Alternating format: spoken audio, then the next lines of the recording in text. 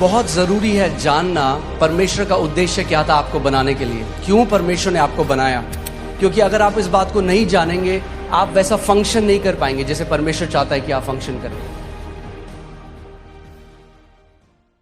उत्पत्ति 1:26 पढ़ेंगे, इसमें लिखा है, फिर परमेश्वर ने कहा, हम मनुष्य को अपने स्वरूप के अनुसार अपनी समानता में बनाएं और वे समुद्र की मछलियों और आकाश के पक्षियों और घरेलू पशुओं और सारी पृथ्वी पर और सब रेंगने वाले जंतुओं पर जो पृथ्वी पर रेंगते हैं क्या करें?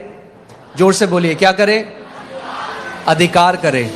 आमीन। जब परमेश्वर ने मनुष्य को बनाया सबसे पहले, तो अब परमेश्वर अपनी इंटेंशन को या अपने उद्देश्य को बोल रहा है कि मैं क्यों मनुष्य को बना रहा हूं।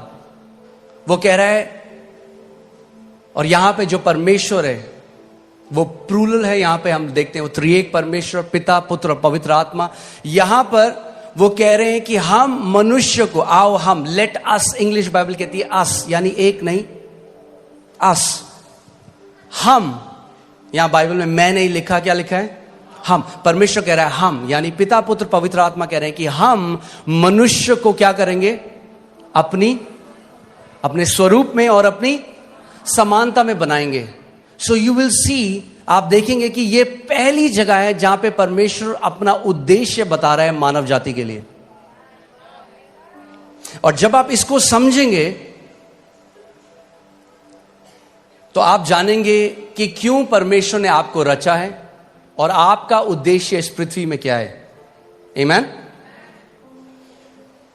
वो कह रहा है, मैं उनको अपनी समानता में बनाऊंगा, अपने अनुसार, अपने स्वरूप में बनाऊंगा, और फिर वो क्या करेंगे? बोलिए, अधिकार रखेंगे। मगर ये अधिकार नॉर्मल अधिकार नहीं है। ये अधिकार, इंग्लिश का वर्ड डोमिनियन है, जिसका मतलब है शासन अधिकार, या जिसको बोलते हैं प्रभुत्व। कि वो क्या करेंगे पृथ्वी पे? बोलिए, प्रभुता करेंगे, प्रभुता करेंगे। सो परमेश्वर का इंटेंशन मनुष्य को बनाने का यह था कि मनुष्य जो है वो प्रभुता करेगा। आमीन।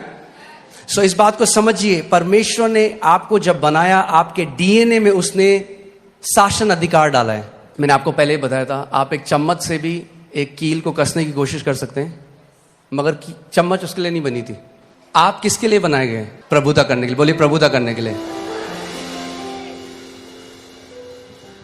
शैतान नहीं चाहता आप इस बात को जाने, क्योंकि सब रेंगने वालों के ऊपर भी प्रभु ने कहा तुम प्रभुता करोगे। और अदन की वाटिका में क्या आया था? रेंगने वाला आया था, मगर उन्होंने प्रभुता नहीं करी उसके ऊपर। इंग्लिश बाइबल कहती है, everything that creepeth upon the face of the earth, जो रेंगने वाला है। आमीन। सो परमेश्वर ने जब हमको बनाया, मैंने आपको पहले भी बताया था कि परमेश्वर, जेनेसिस में लिखा है, आदि में उसने आकाश और पृथ्वी की रचना करी। आकाश या हेवेंस जो बाइबल में कहती है, वो बात करता है अनसीन रेल्म की, अनदेखी। परमेश्वर का जो राज्य है आप इन आंखों से नहीं देख सकते, मगर वो इस जो आप आंखों से देख रहे हैं उससे भी ज्यादा वो रियल है। आमीन।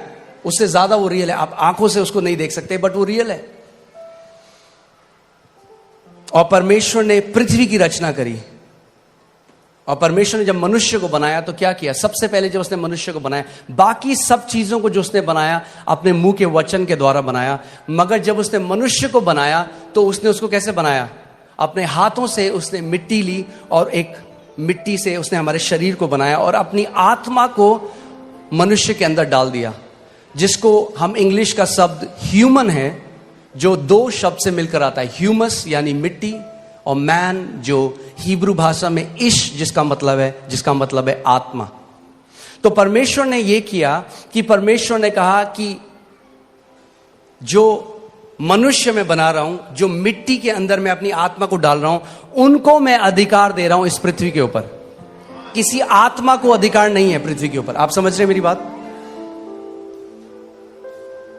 किसी भी आत्मा को, और परमेश्वर भी स्वयं आत्मा है।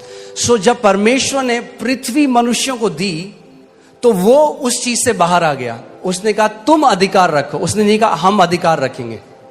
उसने कहा तुम अधिकार रखो। आज लोग बोलते हैं अजी परमेश्वर तो सब चीज जी उसकी मर्जी के बिना तो पत्ता भी नहीं हिलता, सब चीज तो परमेश्वर कंट्रोल कर रहा है।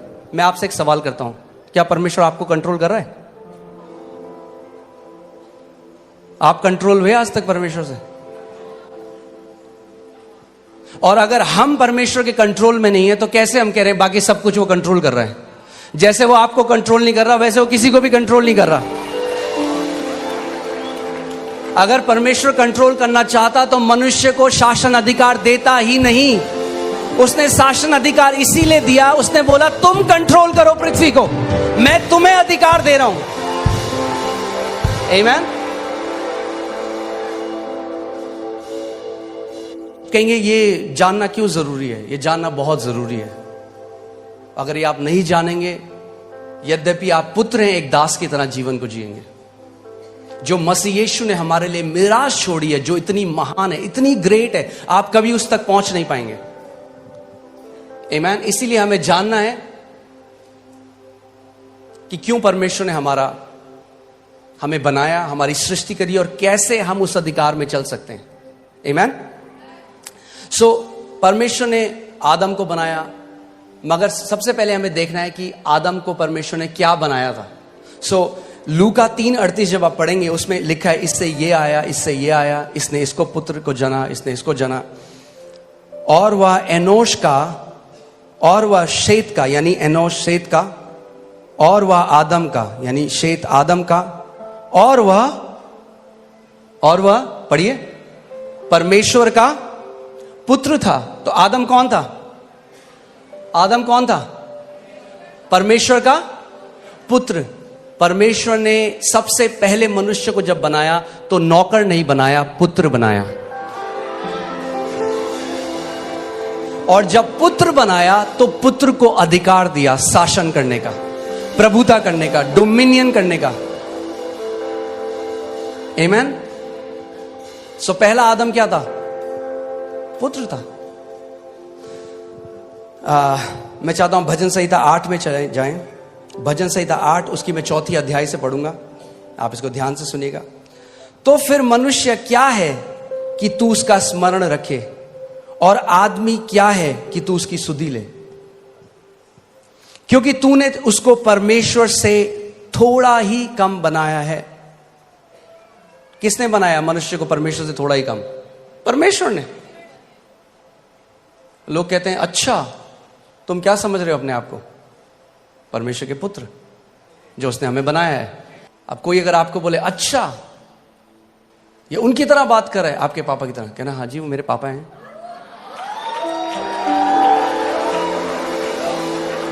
आमीन।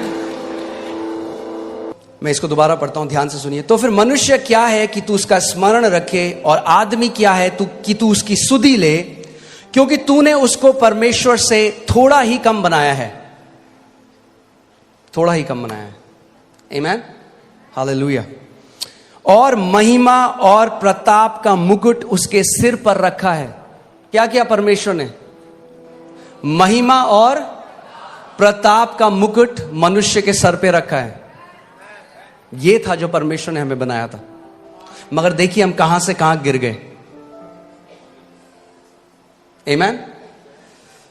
कई लोग कहते हैं हम बंदर से आए हैं। अब उनका मुझे नहीं पता, हम तो परमेश्वर से आए हैं। हम जू से नहीं, हम स्वर्ग से आए हैं।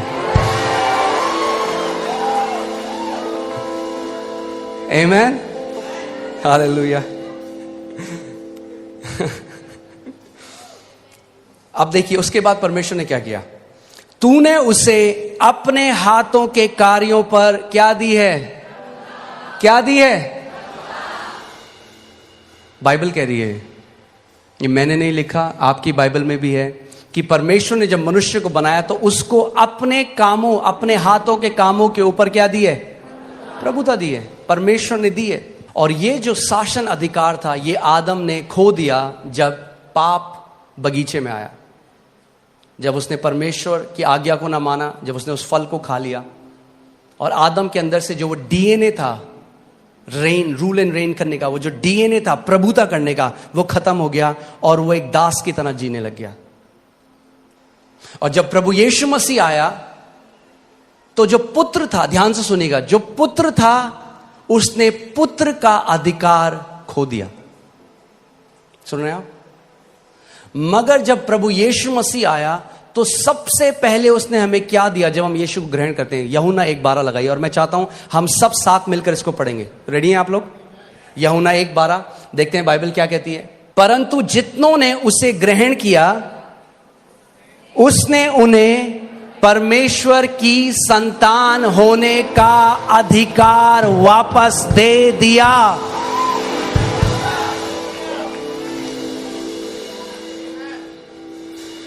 क्या दिया उसने आपको? अगर आपने यीशु को ग्रहण किया तो उसने आपको क्या किया? पुत्र का अधिकार दिया, यानी पुत्रों के लिए अधिकार है यीशु मसीह के नाम में। अगर आप पुत्र हैं तो आपके लिए अधिकार है, और अगर आपके लिए अधिकार है तो परमेश्वर चाहता है कि आप एक अधिकारी की तरह इस दुनिया में जिए।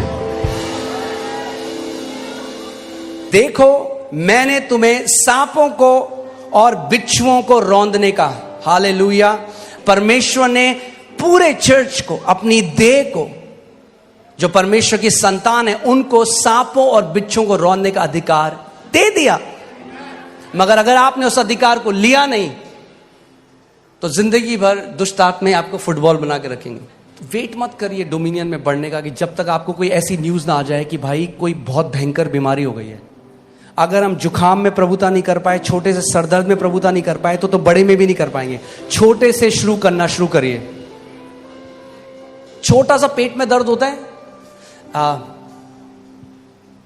जब भी कोई बीमारी आती है ना, उससे पहले बोलते हैं प्रिलिमिनरी, क्या बोलते हैं, ऐसे कुछ बोलते हैं, सिम्टम या लक्षण आते हैं। पहले आपको पता लग जाता है कि बुखार आने वाला है, आपके मुझे थोड़ा हरारत हो रही है। वो हरारत है टाइम अधिकार लेने का।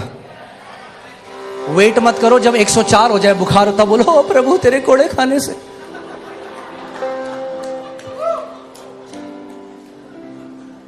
आपने देखा है कभी आपकी, फिर से वही उदाहरण दे रहा हूं, आपके कपड़ों में कोई दाग लग गया या कोई इंक लग गई, उसी टाइम बहते पानी के नीचे डालिए, एकदम निकल जाएगा।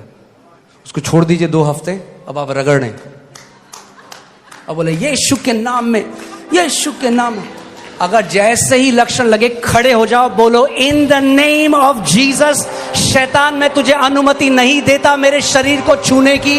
You will not touch my body in Jesus name, out of my body. Amen. उस समय अधिकार लो। अरे पास्टर ज्यादा कुछ, थोड़ा सा थायराइड है, हाँ ठीक है रख लो फिर, थोड़ा सा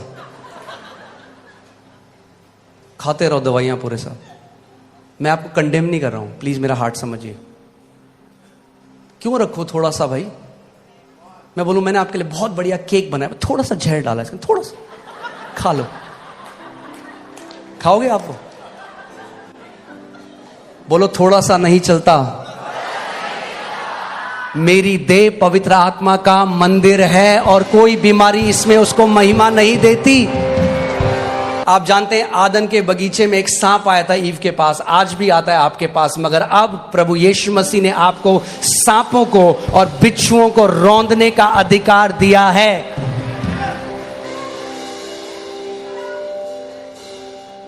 बोलो मेरे पास अधिकार है सांपों और बिच्छुओं को रौंदने का।